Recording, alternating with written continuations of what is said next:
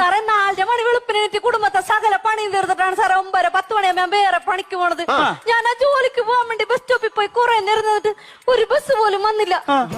എന്ത് ചെയ്യുമെന്നും പറഞ്ഞ് സങ്കടപ്പെട്ട് ഇങ്ങനെ നിക്കണ സമയത്ത് ഒരുത്തൻ ബൈക്കും കൊണ്ടുവന്ന് എന്റെ അടുത്ത് നിർത്തിയിട്ടൊരു ചോദ്യം, മഞ്ഞണ്ടാ കേറിക്കോ?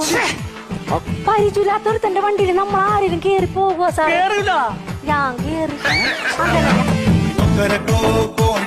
പോണ സമയത്തേ അവനെ ഒരു ചായക്കടയുടെ മുമ്പിൽ കൊണ്ട് നിർത്തിട്ട് ചോദിക്കണ്ടേ, ചായ വേണോ കാപ്പി വേണോന്ന്?